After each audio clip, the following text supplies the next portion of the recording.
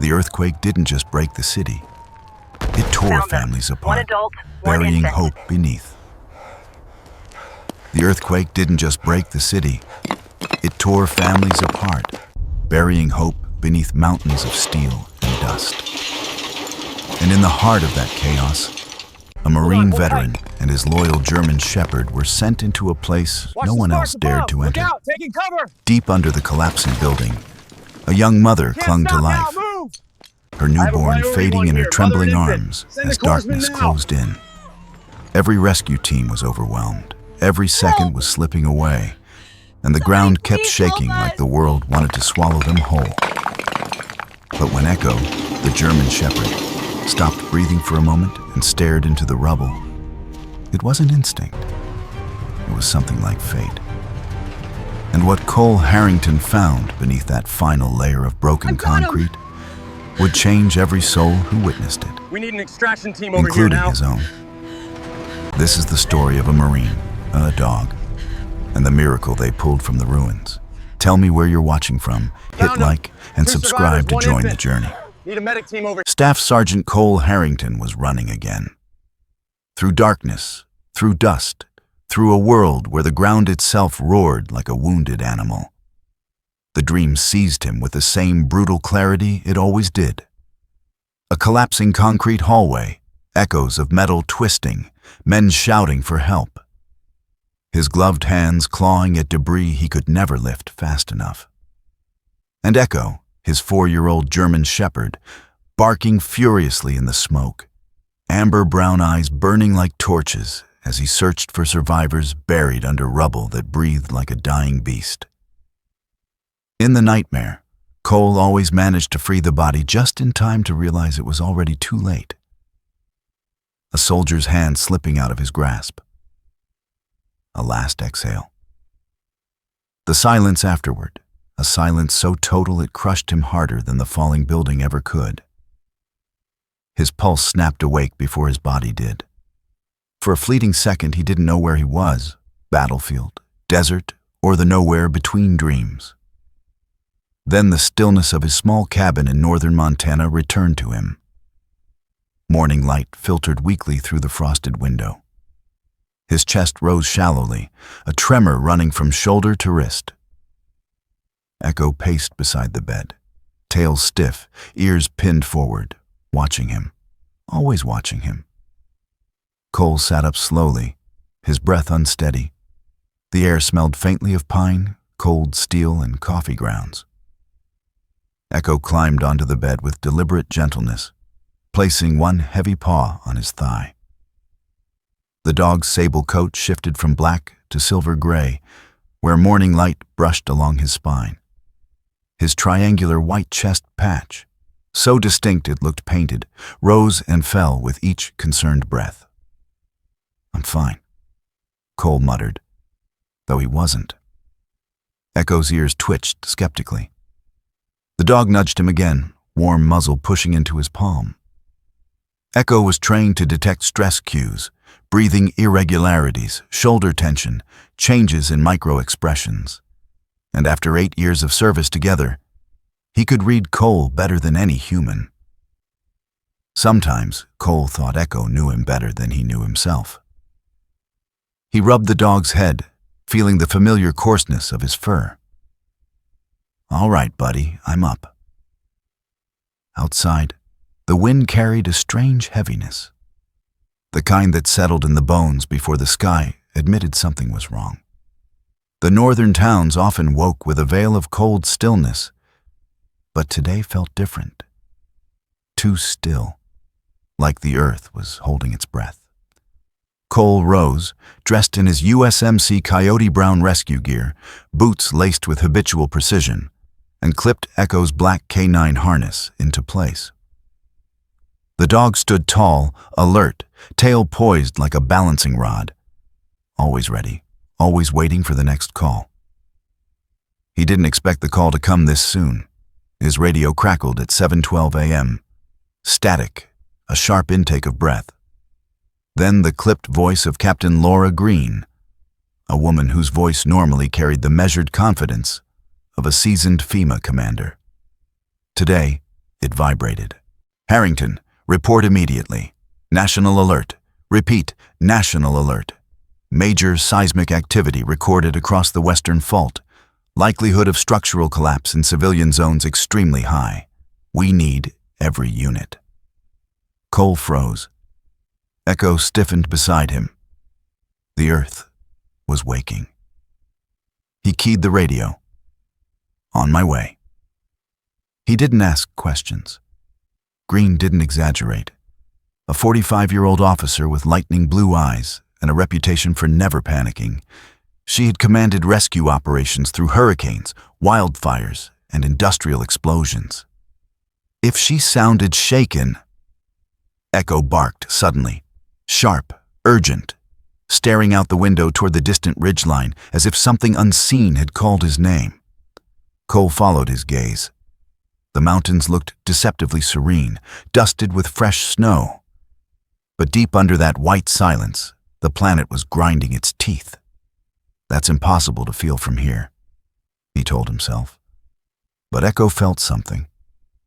Cole could see it in the way the dog's fur prickled along his spine. And something inside Cole, something that had survived wars only to break in as peace, tightened. The world was shifting again, and it wanted them. Echo suddenly pressed his body against Cole's leg, an instinctive, primal warning signal he had only used twice before. The last time was the night an entire barracks collapsed in Syria. The time before that, a landslide in the Hindu Kush. Both events happened less than 60 seconds after Echo's warning. Today, Echo stared at Cole with eyes full of something he had never seen before. Fear. By the time Cole reached the regional operations base, chaos had already bloomed into a controlled frenzy. Emergency vehicles screamed in and out of the parking lot. Hoses hissed, radios shouted over each other. Snow crunched beneath boots of every color. Firefighters, police, National Guard, FEMA tech teams, and medics from counties miles away. Captain Green stood near the command truck, issuing orders to a cluster of overwhelmed responders. Her Navy FEMA jacket reflected streaks of sunlight, highlighting her firm jawline and the silver strands braided into her ponytail. Even under pressure, she looked unshakable until she turned and saw Cole. Finally, she said, "We've got confirmed structural collapse across multiple zones. One of them, the Carrington residential block, collapsed with civilians inside. Reports indicate a woman and a newborn trapped on the lower level. No movement detected since last scan." Cole's stomach hardened. Names? Mother is Emily Ward, 30 years old. Brown hair, average build, lean frame likely from postpartum stress, calm personality according to neighbors, kept mostly to herself. Recently gave birth to a girl, Lena, infant, 12 days old. Echo whined, a soft, trembling sound he rarely made. Green noticed. "Your dog sensing something?" "He's been on edge since sunrise." She nodded grimly. "Then we move now." As they approached the transport trucks, Cole scanned the equipment teams. Engineers, firefighters, tech units carrying listening devices, National Guard specialists lugging hydraulic rams. His gaze paused on Lieutenant Mark Dalton, a 40-year-old combat engineer with a dense brown beard, weather-lined face, and steady posture. Dalton was the kind of man who wore calm like armor, slow to anger, slower to panic. "Cole," he greeted, adjusting his yellow rescue helmet. "Hell of a morning," Cole grunted. Nothing else needed saying between men who'd seen the world fall apart more than once. Echo leaned forward, sniffing Dalton's gloves. The engineer chuckled. "Yeah, buddy, I know. Trouble." As they loaded into the truck, Green briefed them. "Carrington block is barely standing. Aftershocks are ongoing. We're evacuating civilians, but Emily and the baby are pinned deep in the central corridor. Air pockets possible. Temperature inside is dropping. We need speed and precision." Cole pictured it. Concrete slabs hanging like guillotines, dust floating like snow, rebar snarling through collapsed walls like skeletal arms. A newborn crying under all that weight. A mother trying to keep her warm with nothing but her own body. Echo placed his paws on the edge of the seat, staring out the windshield as if searching for the exact place where the world needed him. Dalton turned his radio off for a moment, leaning closer to Cole. "You good? I know today's similar." Cole swallowed. "It doesn't matter how I feel, only that they're alive when we reach them." Dalton studied his face with the intuition of someone who'd watched men break. "And if they're not?" Cole didn't answer. He didn't have to. The first aftershock struck while they were still 10 minutes away. The truck lurched violently. Echo barked, feral, guttural, bracing his paws against Cole's chest. And for a moment, through the chaos, Cole heard something impossible.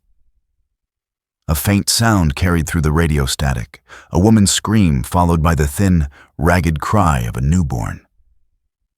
Emily and Lena were still alive. The truck ripped into Carrington Block's remains like a tank breaching enemy lines.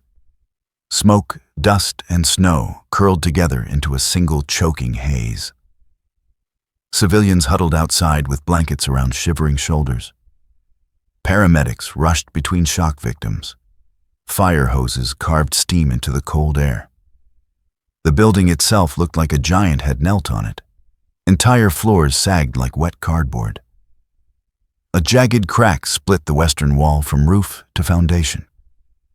Cole's breath caught. "They're in there." Green pointed.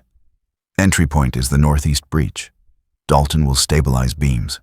You and Echo search the voids. We only have one window. Aftershocks are worsening."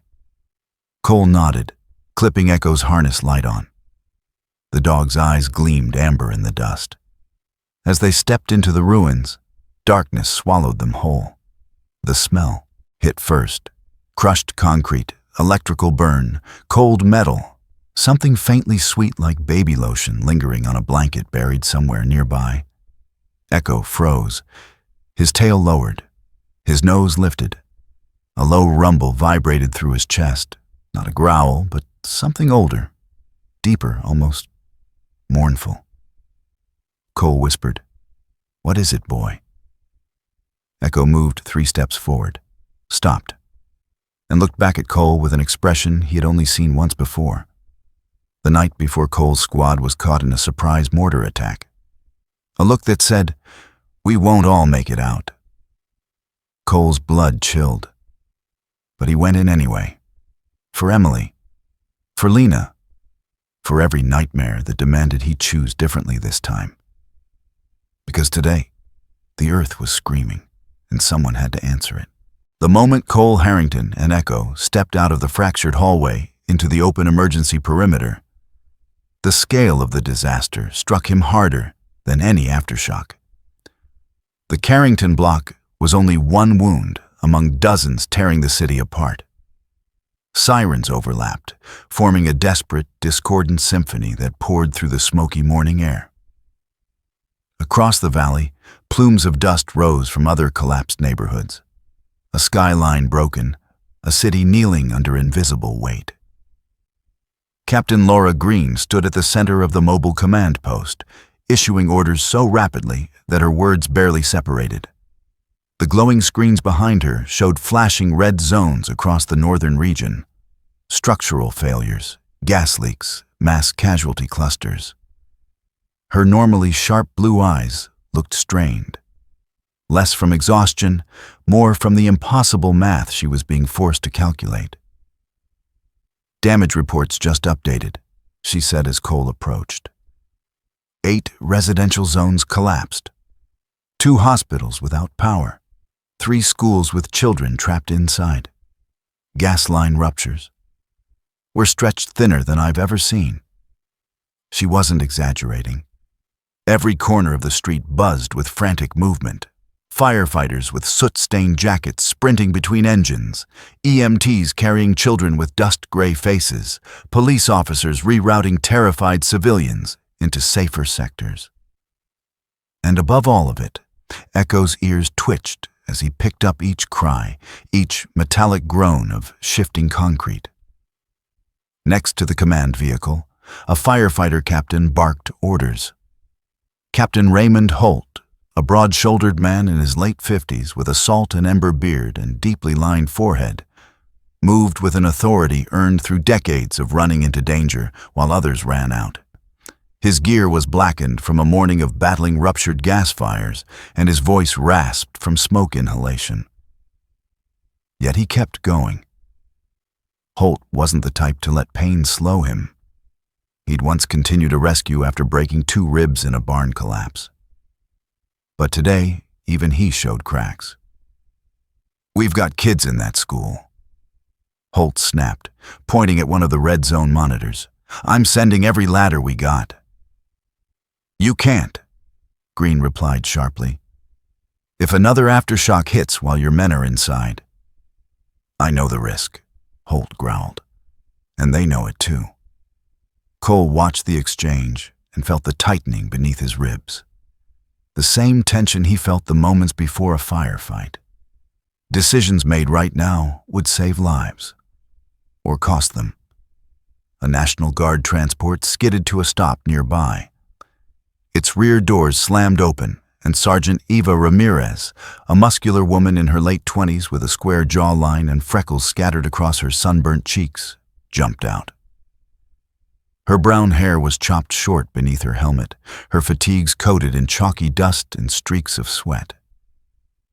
Ramirez had a reputation for stepping into chaos with steel-spined calm.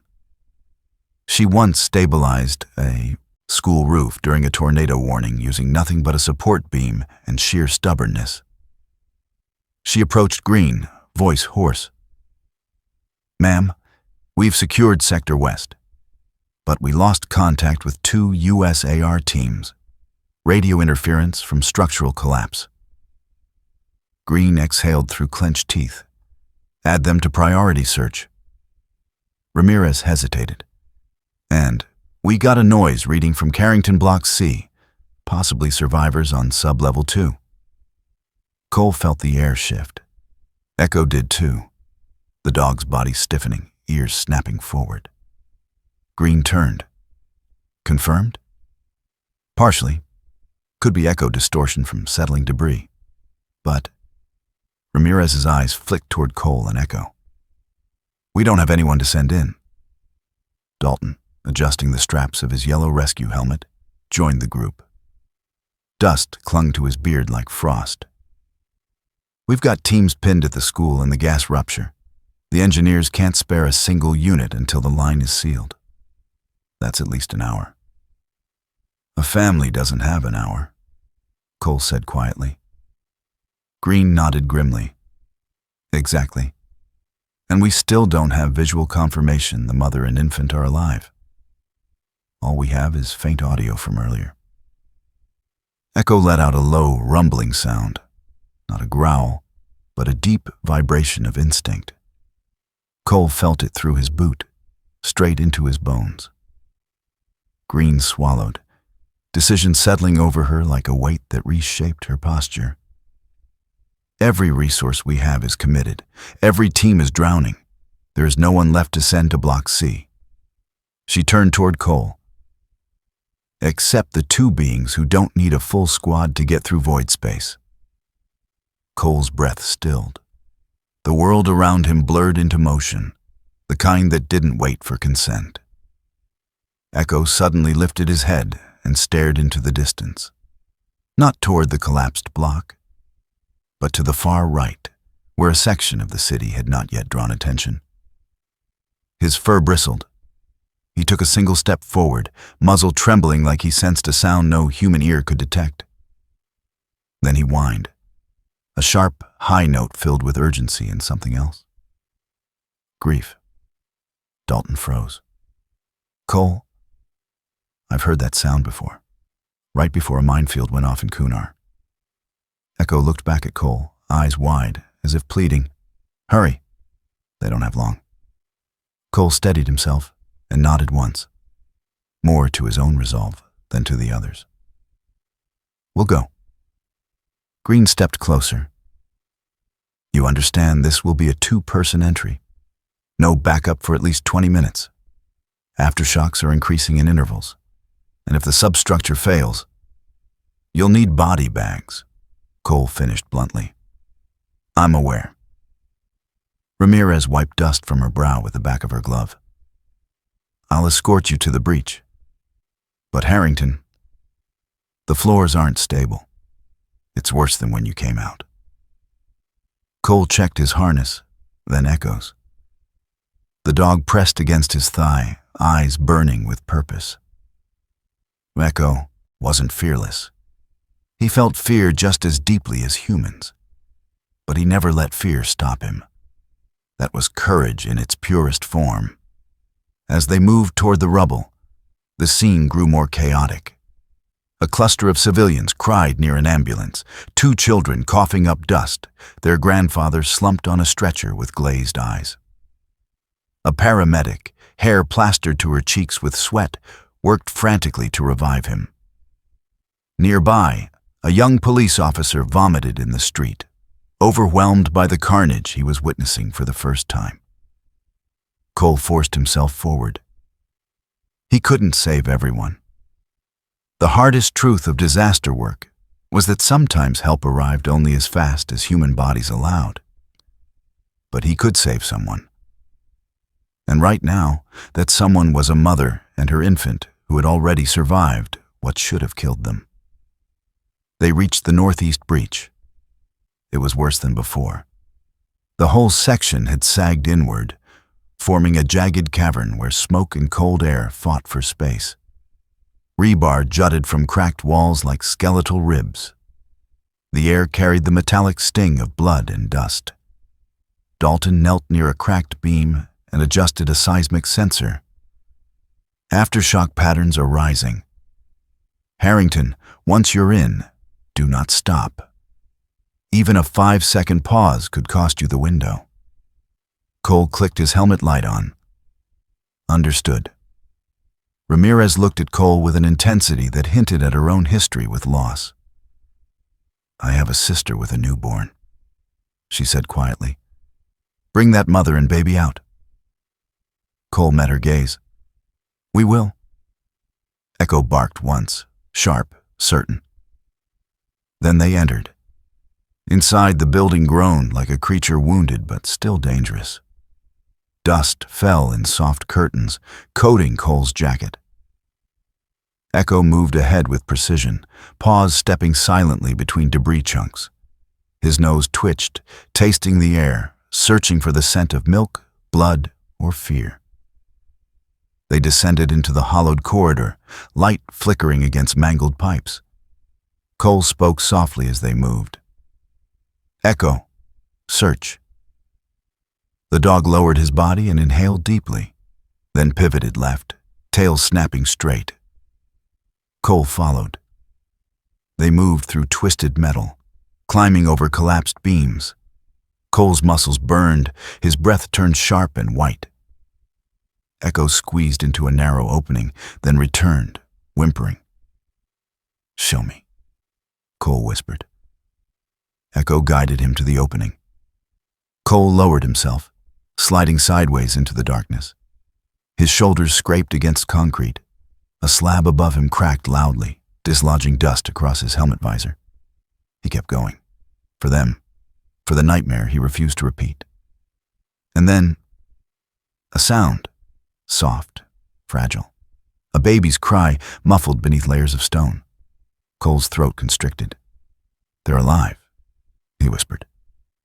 Echo pressed against his leg, barking twice, sharp, affirming. They pushed deeper. The deeper Cole Harrington moved into the crumbling skeleton of Block C. The more the world outside seemed to vanish behind him. The noise of sirens, shouting responders, and distant explosions faded into a muted hum.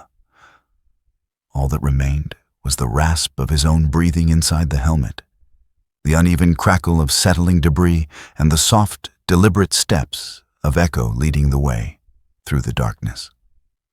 The floor groaned beneath them, shifting under the weight of destruction. Concrete dust drifted through the beam of Cole's helmet light like drifting ash. Behind him, Lieutenant Mark Dalton's voice crackled over the radio with static. Harrington. Sensors show microfractures forming across the east support wall. If another aftershock hits, that whole section could collapse. You need to move fast. Copy, Cole said, though he didn't waste breath on the worry embedded in Dalton's tone. He already knew the risk. He felt it through the tension in the air, the way each step sent tremors through material that should never have been walked on again. Echo paused, lifting his sable head toward a narrow gap beneath a fallen beam. His golden brown eyes scanned the space, ears pinpointing sounds Cole couldn't hear. The dog's ribs expanded as he inhaled deeply, his nose sifting through 1,000 overlapping scents. Blood, dust, insulation, oil, and something faint, something fragile. Cole crouched. What is it, Echo? The dog's body tightened. He crawled forward on his belly, compressing his frame to squeeze under the beam. His harness scraped lightly against broken tile.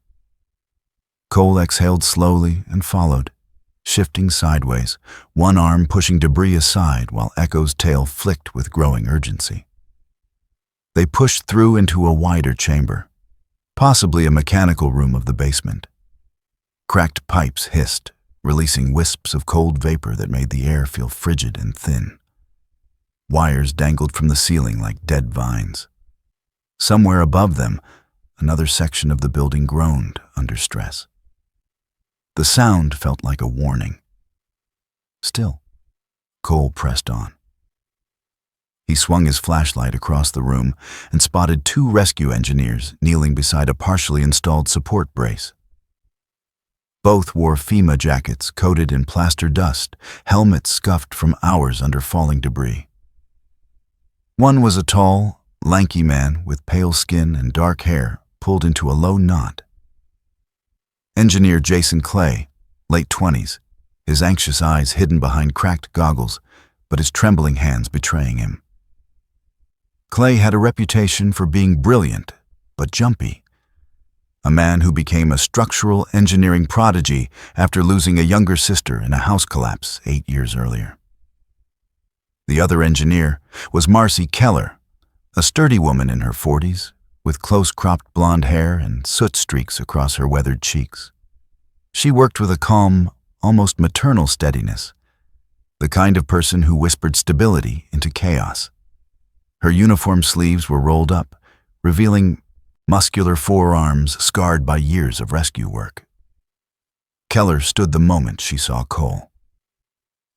"Sergeant Harrington. Good. FEMA said you were coming down." "You two doing okay?" Cole asked. Clay exhaled sharply. "Define okay. Half the support beams in this building are acting like overcooked spaghetti. We propped this section open, but it's temporary. Very temporary." Keller nodded grimly. "Your window is closing. If there are survivors down here, you're their last chance." Echo barked once, short and urgent, then trotted toward the far end of the room. Cole followed, heart thudding. The makeshift shoring creaked as he passed, and Clay flinched, hands hovering near his tools. "You hear that?" Clay muttered. "That's the sound of math deciding to kill us." "Focus," Keller murmured. Echo reached a split in the collapsed wall. The dog lowered his head, sniffed intensely, and let out 2 sharp, clipped barks, his unmistakable signal for survivor present. Cole dropped to one knee, pressing his ear against the fractured concrete. The cold surface bit into his skin through the sleeve. He held his breath. At first, there was nothing but the hollow throb of the building's shifting weight.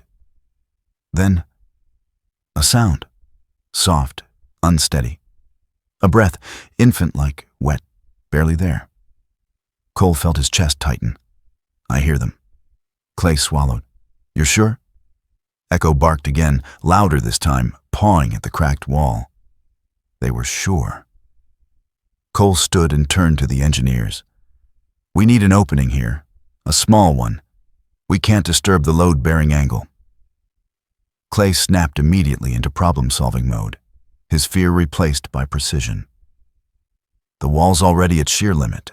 One wrong cut and the whole upper slab comes down on us. Then don't make a wrong cut, Cole said simply. Keller smirked at Clay. He's got a point. Together, the two engineers began arranging their tools.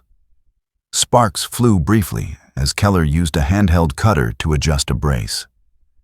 Clay whispered measurements under his breath, running calculations mentally while sweat carved clean lines through the dust on his temples. Cole stayed beside Echo, letting the dog press against him. Echo's breathing was quick but stable. His tail stiffened. Focus mode. You're doing good, boy, Cole whispered. Echo nudged his hand with his nose. Just as Keller prepared to place the final support wedge, Echo suddenly froze, ears erect, body rigid. A low growl built in his throat, then he stepped back, tail lowering. Cole stiffened. Echo was not afraid, but he warned when danger became immediate. A split second later, a hairline crack raced across the ceiling, tracing jagged lightning above them. Dust cascaded like gray rain. Clay's face turned white. That's a tension break. Echo barked sharply, 2 rapid bursts. No time. Move now. Cole felt the message cut through him. Whatever was holding the ceiling together was about to give. Keller acted first, slamming her boot into the last wedge to secure it. That'll buy us 2 minutes, not more. Cole pressed his gloved hand against the newly stabilized section of wall, voice low. Emily, if you can hear me, I need you to stay awake. Tap or make a sound if you can. For a heartbeat, there was only silence. Then, one faint thump and another. Clay exhaled shakily. That's her. That's really her. Cole's jaw clenched. Let's get them out. Keller handed him a crowbar modified for delicate breaches. Only remove the top layer. We'll support each shift. Cole nodded and inserted the bar into the thin fracture line. Concrete crumbled slowly, reluctantly. Echo stayed pressed close, ears turning toward every sound, telling Cole where pressure increased or lessened. It was a dance. The Marine, the dog, and the dying building locked together. Piece by piece, a small opening formed. A sliver of stale, cold air rushed through. Cole leaned down, shining his light inside. He saw a trembling hand, small, pale, clutching a bundle of white cloth. Cole's breath caught. Emily, I see you. A weak voice answered, cracked but alive. The baby. Please, we're coming, Cole said. Just hold on. Behind him, the structure groaned again. Keller cursed. Clay swore softly. Echo whined, shifting his weight anxiously. Cole worked faster. Every second mattered. Every heartbeat was a gamble. Finally, the opening widened enough for Cole to slide his arm through. He reached blindly until his fingers brushed damp fabric, Emily's sleeve. She clutched his wrist with surprising strength. Please, she whispered. My daughter, she's so cold. Cole leaned closer, letting his voice soften. I'm not leaving you, either of you. Echo barked once, a promise. Dalton's voice burst through the radio, the urgency unmistakable. Harrington, sensors just spiked. You've got maybe 90 seconds before the east support fails. You need extraction now. Cole swallowed hard. 90 seconds. He could take one, maybe both of them, if the ceiling held. He looked into the opening again. Emily's face appeared, the dim light revealing exhaustion etched into her features. hair matted with dust and tears, skin pale from cold and fear. The tiny bundle against her chest quivered with shallow breaths. "We found them," Cole whispered, breath trembling. He placed a hand on the concrete beside the breach. "But we may not have time." Cole Harrington had crawled through tight spaces before.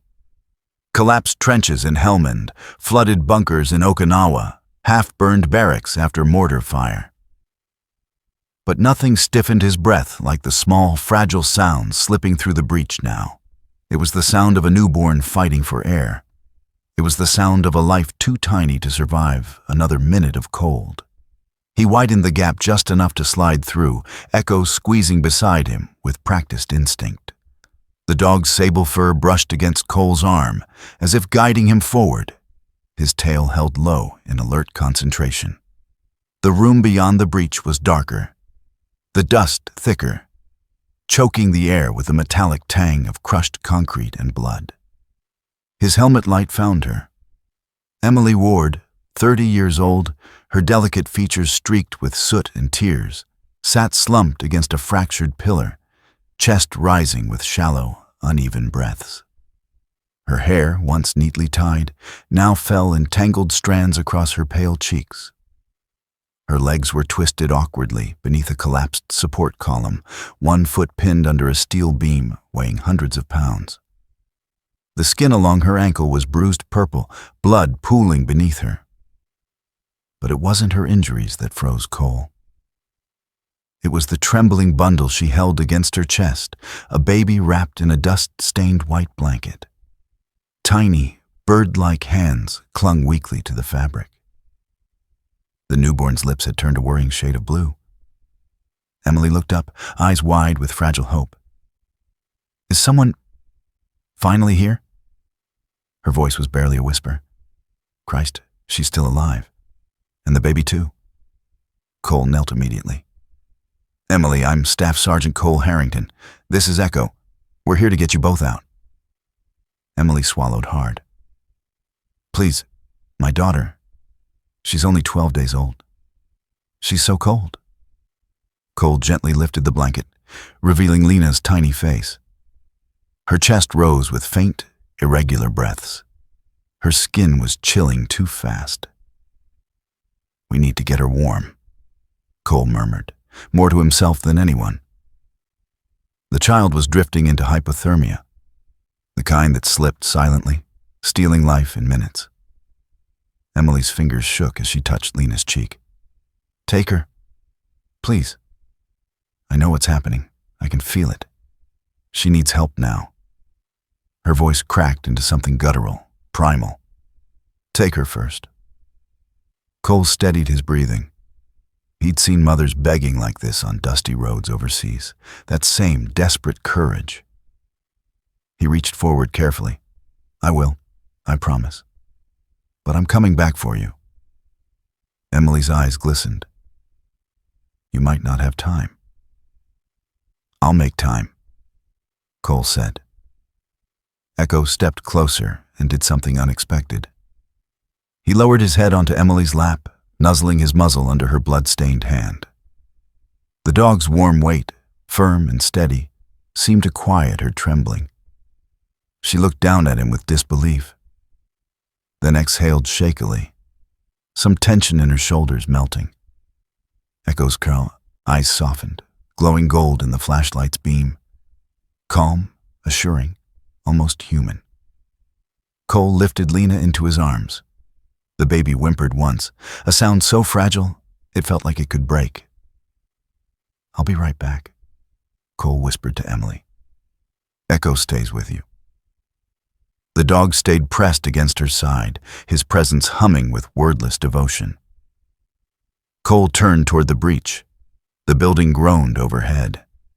Before Cole could climb out, Echo suddenly barked once, sharp, urgent, but not at the breach. He turned toward Emily, sniffed the air above her head, then whined low in his throat. Emily stiffened. What is it?" Echo's ears flattened. Cole had heard that sound once before. On a ridge in Afghanistan, Moments before a second explosion revealed a deeper collapse zone no sensor had caught. Echo wasn't warning about the structure. He was warning about Emily. Cole's pulse slowed with realization. Emily's injuries were far worse than she was admitting. He forced himself forward. Get the baby up first. The engineers could stabilize the breach for a few more minutes. Emily didn't need to see the fear he'd just swallowed. Clay's voice echoed from the other side. "Harrington, you got eyes on them?" Cole slid out of the hole, cradling Lena tightly. "Baby first, she's hypothermic." Clay scrambled forward, his lanky frame tense with effort. He offered a space blanket, hands trembling slightly. "We need EMT." At that moment, paramedic Jessica Moore arrived, sprinting despite exhaustion. Her Navy EMT uniform was streaked with ash, her dark ponytail plastered to her neck with sweat. Jessica was small, quick, and had the kind of warm brown eyes that could make even the injured breathe a little easier. She'd spent 12 years saving others, but lost her own newborn niece 2 winters ago. Something that still softened her whenever she saw a baby in crisis. She knelt instantly, her voice breaking. "Oh my God, give her here." Cole passed Lena into her arms. Jessica pressed the infant against her chest, wrapping the foil blanket around them both. "She's freezing.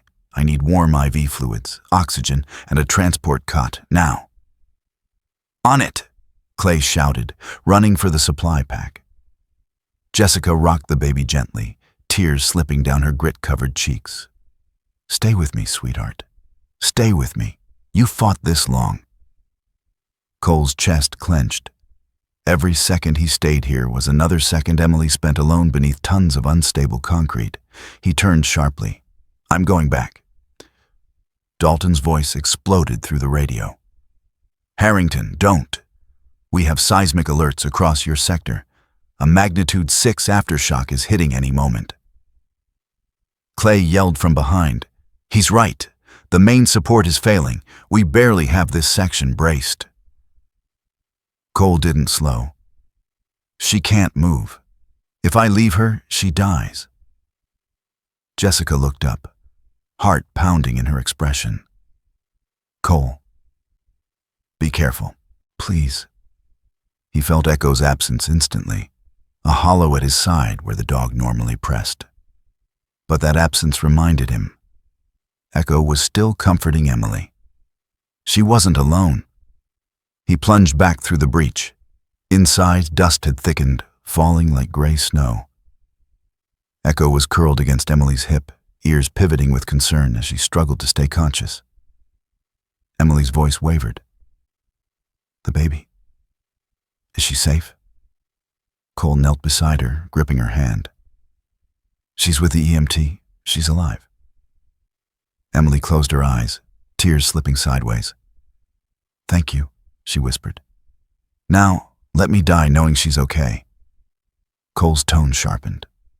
"Not happening. We're getting both of you out." He examined the steel beam crushing her foot. It was bent inward at a terrible angle, edges sharp, weight immense. Emily swallowed.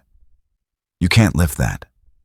"No," Cole said, reaching for his hydraulic spreader, "but I can move it enough."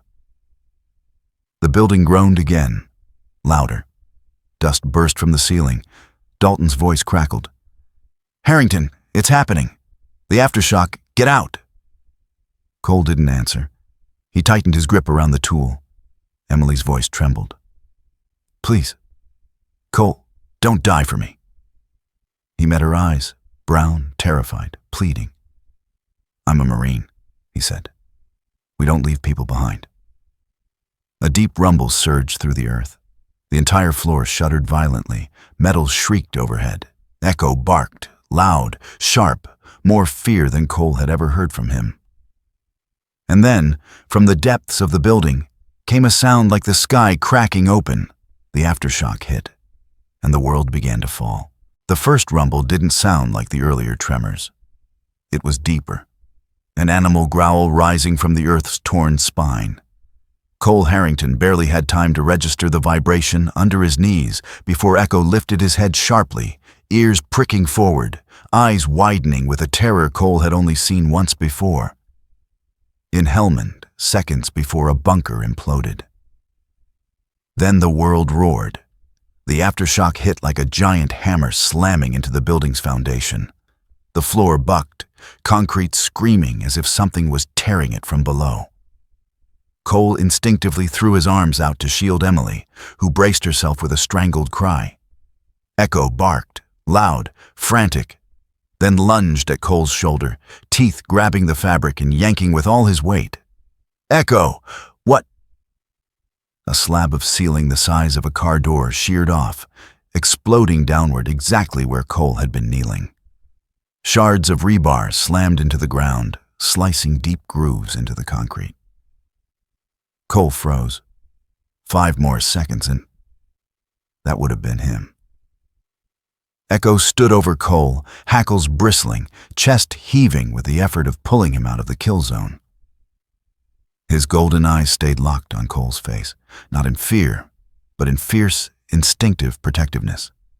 The kind that came from bone-deep understanding, the kind that had saved lives before. "Good boy, good boy," Cole murmured, voice low, shaken. But there was no time to dwell. The building convulsed again, dust raining so thick it turned the air white. Emily cried out as the steel beam on her foot shifted, driving fresh pain up her leg.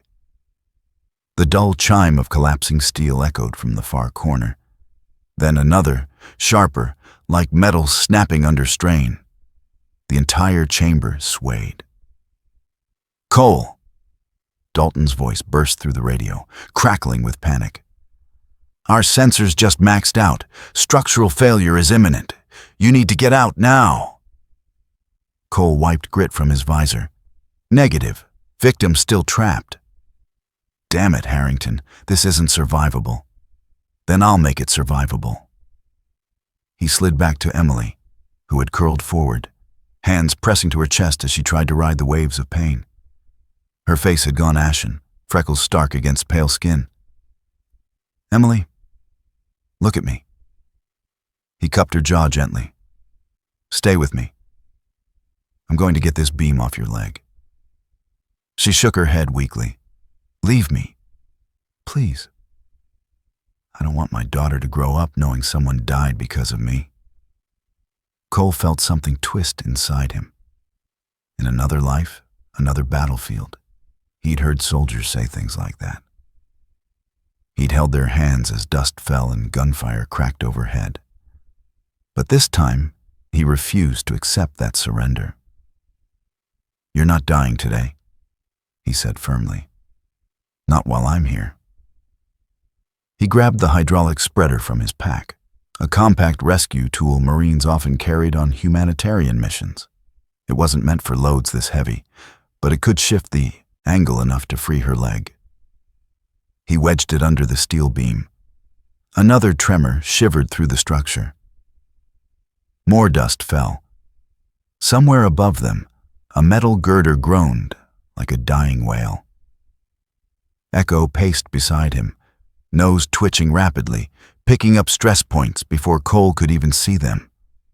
Every few seconds, the dog growled at a different section of the ceiling, a warning map of where death loomed. Emily sucked in a sharp breath, voice cracking. "It hurts, it hurts, it hurts." "I know," Cole said softly. "Breathe, just breathe." He activated the spreader. Metal shrieked as the jaws pushed upward. Inch by inch, the angle shifted. Emily screamed, once sharply, as blood flow returned to her crushed foot. Almost there," Cole muttered. Echo suddenly stopped pacing. He froze, every muscle locked, tail stiff, head tilted as though listening to something beyond human range. His eyes narrowed. Then he turned toward Cole and whined, a long, trembling note filled with fear he never showed. Emily stiffened. What is he saying? Cole's stomach dropped. Echo wasn't warning about structural danger this time. He was warning about time. Cole realized in a flash, whatever Echo sensed, the collapse wasn't coming from above. It was coming from beneath them. The floor was about to give out. He gritted his teeth and yanked the spreader upward with all his strength. The steel beam lifted enough for Emily to drag her leg free. She sobbed in relief and agony, clutching her calf. But then the floor vibrated again, harder. Tiny cracks webbed across the concrete like lightning. Echo barked frantically, circling Emily. "Cole!" Dalton shouted through the radio. "New seismic spike. You have about 30 seconds before subfloor collapse." "Copy." Cole swung Emily's arm over his shoulder. She cried out, pain lancing through her shattered ankle, but she forced herself upright. I can't move." "Yes, you can." Cole tightened his grip. "Because your daughter needs you." Her breath caught, and she nodded. They began hobbling toward the breach, slow, agonizing inches. Echo ran ahead and back, guiding them, barking at falling dust clouds and shifting metal. He was reading the room like a map only he could see. A pipe burst behind them, spraying icy water across the floor. The whole chamber rumbled. Clay's terrified shout came from the other side of the breach. "Harrington, move! The whole wall's deforming. We can't hold it." "Almost there," Cole yelled back. Emily gripped his neck. "Cole, if the floor gives out..." "It won't," he lied. Echo darted through the breach first, barking urgently. Cole lifted Emily, half carrying, half dragging her. She bit down on her lip so hard it bled, refusing to scream again. The floor trembled violently. 5 feet to the breach. 3 feet. The concrete under them cracked with a sharp snap. Cole lunged, pushing Emily through, the opening as the floor split under his boots. Echo grabbed Cole's sleeve in his teeth and pulled with desperate force.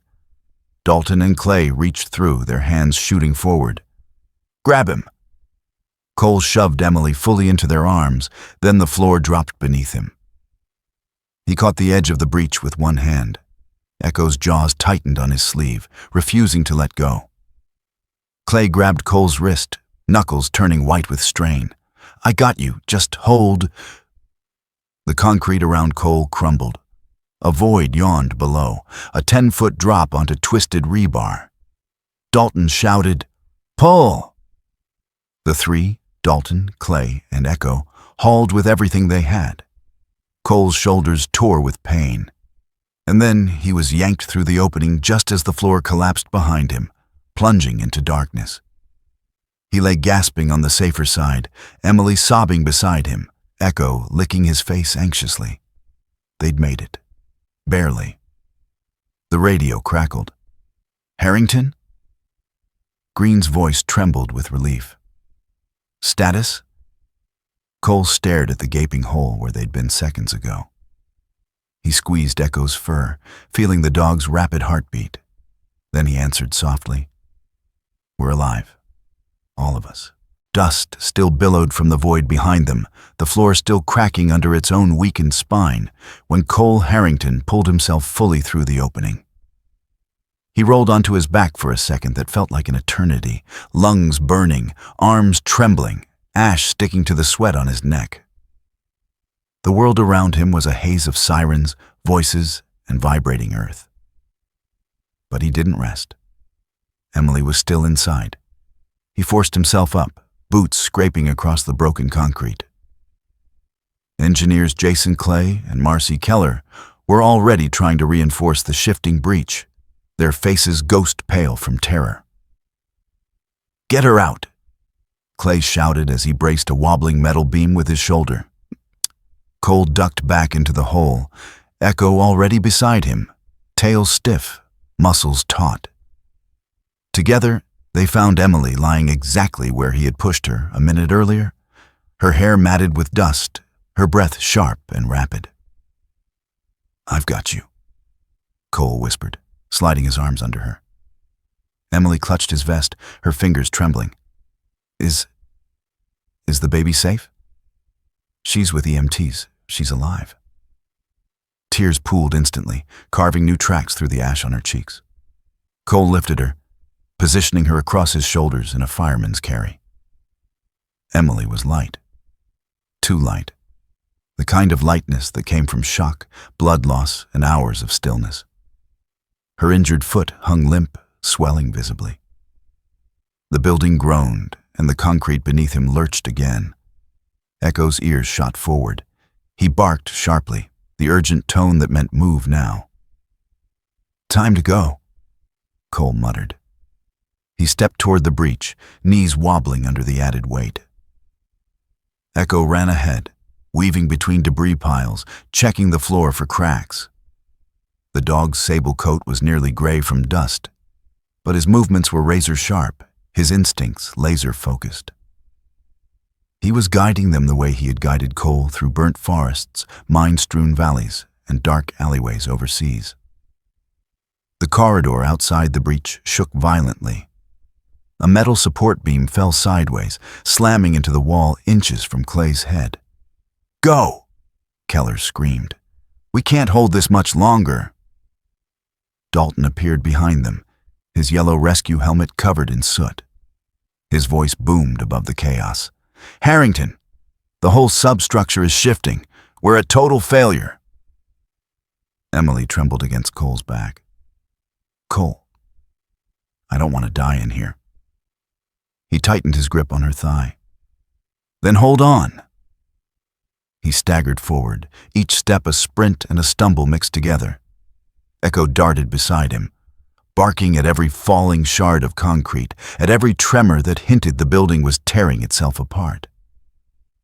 The dog was not panicking.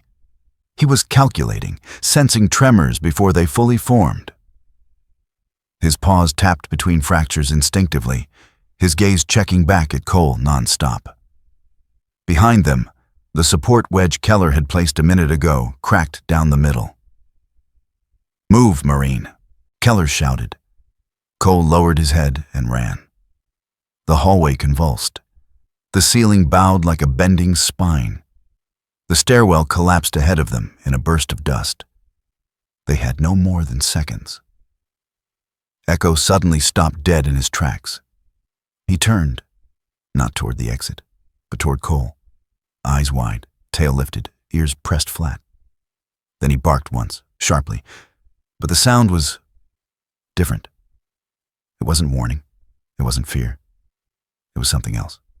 A plea, as if Echo sensed something behind them, something no human could feel. Cole turned just in time to see the entire far wall start to ripple inward, like a massive inhale preparing to collapse. Echo launched himself forward, teeth grabbing Cole's pant leg, pulling him with a force that defied his size. Cole understood instantly. Echo wasn't warning about danger. He was telling him the exact second to run. Cole bolted, Emily over his shoulder, muscles screaming with effort. "Go, go, go!" Dalton roared behind them. The last stretch to the exit was a jagged, unstable slope of broken flooring. Firefighters and National Guard engineers lined the path, holding steel braces in place with their bare hands, bracing themselves like living pillars. Captain Raymond Holt, the older firefighter with the salt and ember beard, planted his boots wide and held a beam twice his weight. Sweat dripped into his eyes, mixing with soot. "Come on, Marine," he bellowed. "We got you." Cole sprinted. Echo ran ahead, leaping over debris, guiding the path like a shadow. Then, crack! The building shuddered so violently, Cole almost lost his footing. "It's going!" Clay screamed. "Run!" Keller shouted. Dalton waved frantically at Cole. "Harrington, move!" The ceiling behind them caved inward in a terrifying chain reaction, dust filling the hallway like an explosion of chalk. Cole hurled himself forward through the narrow exit, boots slipping on loose concrete. Behind him, Echo spun and barked. Once, his eyes locking with Cole's. The message was unmistakable. Now. Cole burst through the last gap just as the floor behind him dropped away in a thunderous collapse. He hit the ground outside, sliding across gravel. The engineers yanked him fully out. The moment his feet cleared the threshold, Block C imploded behind them. A tower of white-gray dust shot skyward, billowing outward like a volcanic eruption. The shockwave rolled across the street, blowing hats-off responders, rattling fire engines, and sending a blast of grit into every open eye. For one long, terrible heartbeat. No one breathed, no one moved, and no one saw Echo. Then, a small shape pushed through the dust. A pair of golden-brown eyes appeared first. Echo emerged, coughing, fur ghost white with ash. He staggered once, shook himself, then barked as if announcing his survival. "Echo!" Jessica Moore screamed, hand to her mouth. Cole forced himself up to his knees, chest heaving, vision blurred. Echo bounded toward him and pressed his head into Cole's chest, whining softly. "You did it," Cole whispered, burying a hand in the dog's fur. "You crazy, brilliant dog. You did it." Then murmurs rippled through the responders. "Wait, where's the mother? Did he get her? Is she—" Cole rose, legs trembling, Emily still cradled in his arms. Her head rested against his shoulder, her face pale but alive. She blinked weakly at the paramedics. "My baby." Jessica rushed forward. Tears still streaked through the dust on her cheeks. "She's safe, Emily. Your daughter's safe." Emily sobbed once, full-bodied, uncontrollable, and collapsed against Cole's chest. Firefighters, engineers, EMTs, some hardened by decades of tragedy, felt their throats tighten. Keller wiped her eyes with the back of her glove. Clay turned away, telling people the dust was burning his eyes. Cole lowered Emily gently onto a stretcher. Jessica bent over her. "We've got you now. You're safe." Emily reached out blindly until her hand found Cole's. "Thank you," she whispered. "Thank you for not leaving me." Cole squeezed her hand. "You kept fighting. I just helped." Echo pressed his nose to Emily's cheek, licking away a streak of dust. Jessica signaled her team. "Let's go. She needs treatment now." As they rushed Emily toward the ambulance, Captain Holt clapped Cole on the shoulder, hard enough to sting. "You did good, Marine," he said, his deep voice shaking. "Damn good." Cole didn't answer. He finally allowed himself to sit, collapsing onto the curb as Echo curled beside him, head resting on Cole's boot. Together, they watched the last of the dust settle over what was once Block C. A grave for so many, but not for Emily. Not today. 3 days after the collapse, Cedar Valley no longer felt like a place on a map.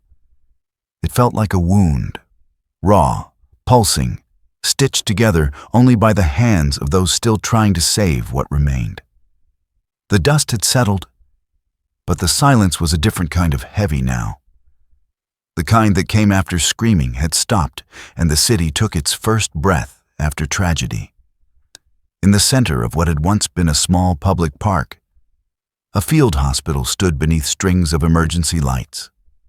White tents fluttered in the cold breeze, their fabrics stained with mud and smoke. Inside the largest tent, the hum of generators blended with soft murmurs, beeping monitors, and the rustle of blankets. Cole Harrington stepped past the entrance flap, his stride slow, almost hesitant. He was still in his USMC rescue fatigues, coyote brown vest, scuffed boots, and a bandage across his forearm where a shard of rebar had grazed him. Exhaustion carved sharp lines along his jaw, but his blue-gray eyes remained clear, steady. A Marine's resolve, a rescuer's burden. Echo padded beside him, fur cleaned but still carrying a faint trace of concrete dust in the creases of his sable coat. His movements were slower than usual, a small stiffness in his back legs. fatigue catching up after days without rest. But his amber eyes remained alert, sweeping the tent with instinctive awareness. Rows of cots lined the interior. Nurses and paramedics moved softly between them, checking fluids, adjusting blankets, whispering reassurance. Some of the injured slept. Others stared blankly at the canvas walls, still processing the weight of loss. Cole wasn't looking for any of them. He was looking for her. He spotted Emily Ward at the far end of the tent. She sat upright, leg elevated and wrapped in thick bandaging, a blanket tucked around her shoulders. Her brown hair was brushed clean now, tied back loosely, though strands still fell near her cheek. She looked pale, but alive. Alive in a way she didn't look 3 days ago under that collapsing world. Beside her, inside a transparent warming incubator, lay a tiny figure wrapped in soft white cloth. Baby Lena. Her chest rose and fell in steady, peaceful breaths. Cole exhaled with quiet relief. Jessica Moore, the EMT with warm brown eyes, stood beside Emily's cot, checking Lena's temperature and adjusting a sensor taped to her small wrist. She looked up as Cole approached. "Her vitals are strong," Jessica said softly. "She's fighting, hard." Emily lifted her head at the sound of his voice. Her eyes, warm brown, always filled with quiet strength, instantly glistened. "Cole," she whispered. He approached her bedside. "How are you feeling?" Emily let out a trembling laugh. "Like someone dropped a building on me." That's not inaccurate. She reached out suddenly, taking his hand with both of hers. Her grip was weak but full of intention, full of the gratitude she hadn't yet been able to express. "You didn't just save us," she said, voice cracking. "You gave me something I thought I'd lost. You made me believe the world still has people who don't give up." Cole felt heat sting behind his eyes. He shook his head gently. "It wasn't just me. It was the whole team. The firefighters, National Guard, EMTs, FEMA. Every one of them kept the structure up long enough to get you out." Emily blinked away tears. "I know. But you were the one who crawled in. The one who carried me. The one who didn't listen when I told you to leave me behind." Cole lowered his gaze for a moment, remembering her voice in the rubble. The desperation, the fear, the resignation. He'd heard those tones on battlefields. He'd heard them from men who didn't make it home. This time, he refused to let the story end that way. Before he could speak again, Echo slowly approached the side of her cot. Emily smiled softly. "And you?" She extended a trembling hand. Echo pressed his muzzle into her palm with uncommon gentleness, as if he understood the fragility of the moment. His breath warmed her fingers. His eyes softened in a way that made him look almost human. "You stayed with me," Emily whispered. "You didn't leave me for even 1 second. You knew, didn't you? You could feel everything happening." Echo closed his eyes, nudged her hand again, a small rumble building in his chest. The sound he made only for those he had chosen as his own. Cole watched the exchange, a tightness forming in his throat. Echo rarely bonded this quickly. It usually took weeks, sometimes months, for him to accept someone completely. But with Emily, with Lena, something in him had shifted. As Emily stroked Echo's fur, baby Lena stirred in the incubator. Her tiny hand lifted, slowly, clumsily, until it hovered in the air. Echo froze. Then he stepped closer and placed his head beside the incubator wall, ears lowering, eyes wide with a softness that was almost reverence. Emily frowned. "What is it?" Cole leaned forward. Baby Lena's hand opened and closed, 3 slow squeezes, almost rhythmic. It looked random, but something about it tugged at Cole's chest, like a signal, like a memory, like the smallest life in the room was reaching out, asking for someone specific. Moments later, her fingers relaxed, drifting back into sleep. Cole couldn't explain it, but he felt something pass through the room, quiet, invisible, gentle, like hope itself brushing against them. Jessica wiped her eyes discreetly. Babies sometimes move like that when they're reacting to familiar voices or energy. Emily smiled faintly. Maybe she recognizes you, Cole, the man who carried her mother through fire. Cole glanced away, embarrassed. I think she recognizes her mom. That's who she fought for. He stood beside Emily's cot a while longer while she regained strength. Outside, the distant sounds of rebuilding thumped. Steadily, hammers, shovels, trucks clearing debris, humanity rising from ruins. A new figure approached the tent. Dr. Samuel Reeves, the lead physician of the field hospital. He was in his early 50s, tall and slightly stooped from years of leaning over operating tables.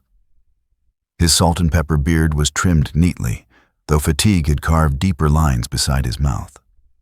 His eyes, steel blue yet kind, carried the gravity of a man who'd seen life and death walk hand in hand. Sergeant Harrington, Dr. Reeves greeted. I've heard quite a bit about you. Cole shook his hand. Sir. Dr. Reeves glanced at Emily, then Lena. Your actions saved 2 lives that should have been lost. That's not hyperbole, it's fact. Cole shifted uncomfortably. Praise never sat well with him. The ones he didn't save always echoed louder. Emily seemed to sense the thought and squeezed his fingers. You don't get to diminish what you did. Dr. Reeves continued. Emily's recovery will take time. Her foot suffered severe crush trauma, and we'll watch for compartment syndrome. But her prognosis is strong. Emily exhaled, relief washing over her face. And the baby? Cole asked. Dr. Reeves smiled softly. Lena is a miracle, hypothermia, oxygen deprivation, yet she stabilized faster than we predicted. She's a fighter. Cole nodded, looking through the incubator window. The baby's chest lifted again, small, steady, certain. Minutes passed in gentle silence. Then Emily reached out. Cole, may I show you something? He leaned closer. She guided his hand toward the incubator.